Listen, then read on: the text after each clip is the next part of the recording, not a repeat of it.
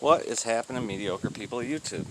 So I just recently replaced my deck in my boat with a Kenwood marine deck, KMR D37 BBT, I believe it says. I recommend this.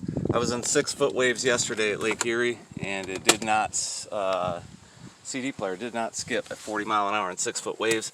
I threw a 660 watt, you probably can't see it, but it is under there, Polk amplifier in there. It's an older one. These are Optimus 5¼ inch full range speakers, old Radio Shack brand, but they are very good speakers, and you're going to find out why in this video.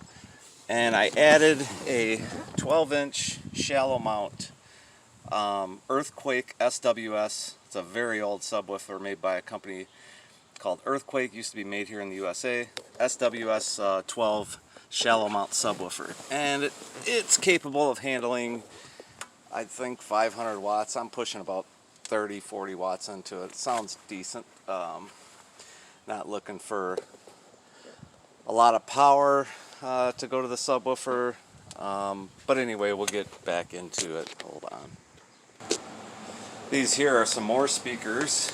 There's a 2x12 cabinet down there. There's some speakers in there. You see the brand name, and some more 12-inch guitar speakers. Okay, and over here we've got a blown up 18-inch PA speaker that the customer wants me to recone, so I will do that, although I don't think it's whatever. Alright, that being said, what do you think we're talking about today? Yep, we're talking about speakers. We're going to talk about speakers and amplification, RMS values, peak values, different types of speakers. A fellow YouTuber has been around a long time, Eric C., picked himself up what, I haven't looked at the specifications on it, looked like a decent subwoofer for his car, and he was talking a little about that kind of stuff, and I wanted to elaborate a little bit on it. So shout out to Eric C. He's really built a good channel over there, and really built a, seems to be a quality guitar repair, building type. Go check him out. So we get to speakers, okay, whether it be car audio, you've got, all kinds of different speakers. You've got your car audio, you've got your guitar audio, your PA stuff. So we're gonna just do car audio for starters. So I showed you in the boat there, I have some old Optimus speakers. Those are actually like 30 years old. They never were taken out of the box. And you would think, well, they're Radio Shack speakers, Realistic, Optimus, or junk. Actually, Realistic and Optimus made some pretty good quality products back in the day. They did make some junk, that's for sure. But when it came to their audio stuff, some of it was very good, and those little speakers happen to have a very good SPL rating, okay, sensitivity rating. And that's really what you want to look at when you're looking at speakers. Yes, you want to look at your RMS value as far as it comes to powering them. Don't pay attention to the peak power. You want to pay attention to the RMS value. But that's really kind of secondary when it comes to speakers. Because, as I said, I've got that Earthquake shallow mount subwoofer, and I think it's got a 500 watt RMS value, and I'm pushing about 30 to 45 watts in it, and it's loud. And the reason that it is loud is because it has a very high sensitivity rating. SPL rating is another one they show. So you really want to look for that kind of stuff when you're choosing speakers, whether for your guitars as well. And I'll bring up some brands.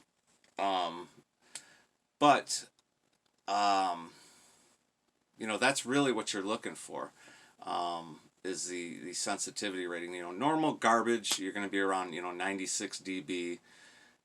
When you look at the specification sheet of a speaker, and then this is what I was getting to, wanted to relay this message to Eric, especially when it comes to subwoofer. When it comes to any speakers, but you know, you're doing subwoofers, so we're going to say right now, especially subwoofers. Now, so if you've got 96, 98 dB, that's your run-of-the-mill garbage out there, okay? Doesn't matter how many watts you pump into it, you know, it's your run-of-the-mill garbage. Now, when you buy speakers that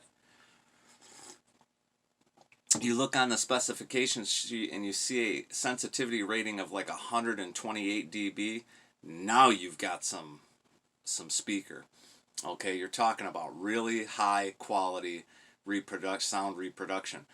And I was going to go into that a little bit. Like, people look at me with my CD player for my boat. What the fuck, you got a CD player? You just do MP3. Well, that's kind of another story, because, you know, anybody that lived through the whole tape CD, and now MP3 thing understands that, you know, a lot of that MP3 stuff that you're hearing is very compressed, and it's very it's kind of garbage, but some of it's good, you know. But it's certainly convenient, you know, to hold everything on a little nothing, or nowadays, you know, you just Bluetooth them from the phone.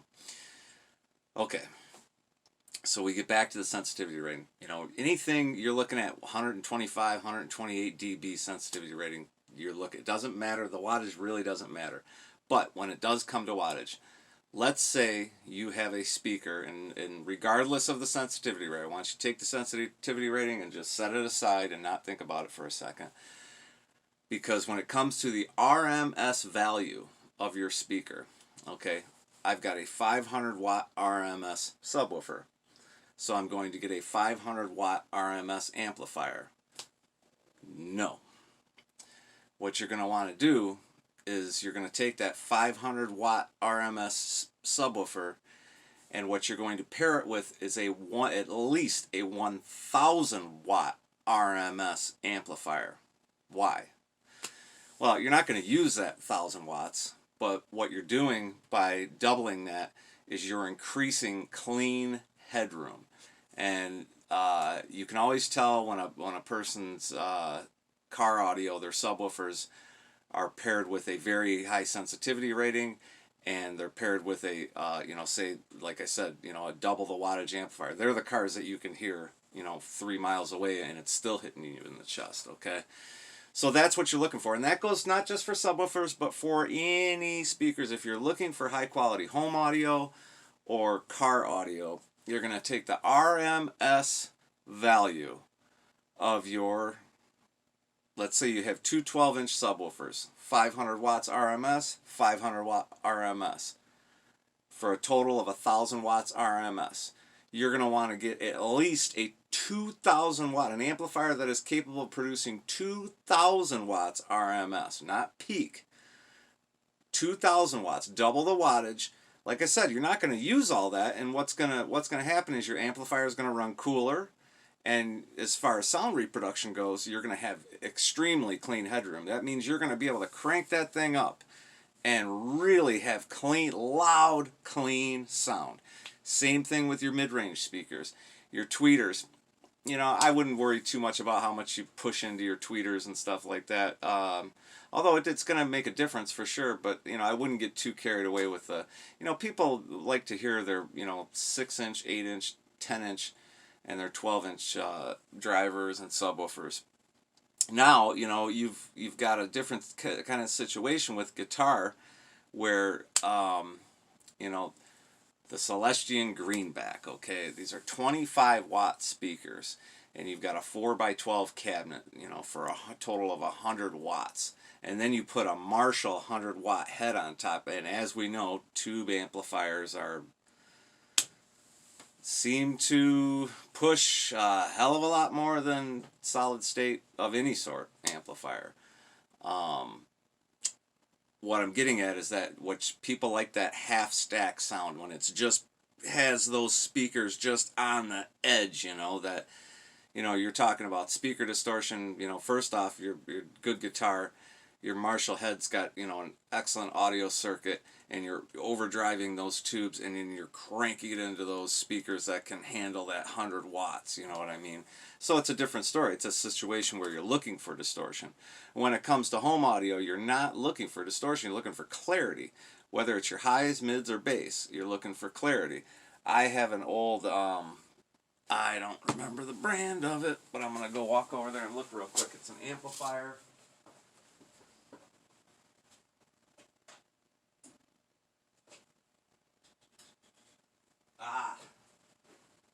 It is an amplifier made by Modular Component Systems, and it's just like, I think just like 80 watts per channel, but it's very, very. I've got it matched with some good. I've got some tower speakers out there, and then a couple of bookshelf speakers, and they're good quality speaker. And man, the clarity, I can listen to my tunes, and it's just very. I can make it very loud and very clear, loud enough to where I can put my 100-watt head on with a 4x12 cabinet and play my guitar along with the songs, okay? So that tells you how loud it is. So where do you go when you want to buy high quality speakers? Eric bought, I think it was CT Audio, which I know of because I did some type of business with them back when I had my Jeep and I was loading that thing up, because I'm the same way. When I'm driving on a long drive, I want it to be like a fucking concert hall in there, subwoofers included. Anyway, I did some business with CT Audio, and I was very pleased. I don't know anything about their speakers, but that's what Eric had just purchased, was a CT Audio, I believe a 12-inch subwoofer, and it looked good quality, but looks mean nothing. So where do you go when you want high-quality speakers? Well, it depends on what you want. I will stand by EV speakers. I will walk through the fire with them. Electro Voice, EV, not PV, Electro Voice, EV speakers are by far the highest quality speakers I know of out there. Whether they are in an application for office space where it's ceiling speakers, or whether they are in an application like Pine Knob or whatever local venue you see your concerts at. I mean, they carry it all. Randy Rhoads talked about going from Celestians to Altec speakers because they were cleaner. Scott Grove turned me on to EV, and this is before they became really expensive. I was able to get 4 EV 12LM, I think it is. It's the guitar speaker, the 12-inch EV guitar speaker. They're very expensive now. I think they're probably about $300 a piece. They weren't quite that much when I got them. I think they were $220 or something like that. But here's the thing. Again, you look at the SPL rating of these speakers, and you've got like 128 dB, 135 dB. Okay, so when you plug your tube guitar amplifier head into those speakers, not only is it as loud as it can get, it is as crystal clear as it gets, okay? And mind you, when we're playing guitar, we want to start with a crystal clear signal and then add our stuff on top, okay? So you could, and I've actually thought about it just to try it, you could use EV speakers for your car audio. Now, don't get me wrong, you're going to pay a fucking arm and a leg, because in this world you get what you pay for. But EV makes subwoofers that I would imagine will blow you off the fucking planet. Like I said, of course, you're going to pay for them, but that's definitely a brand I would recommend for, like I say, whether it's your guitar audio or home audio or car audio even. I mean, you can use those speakers in a car environment if you need be.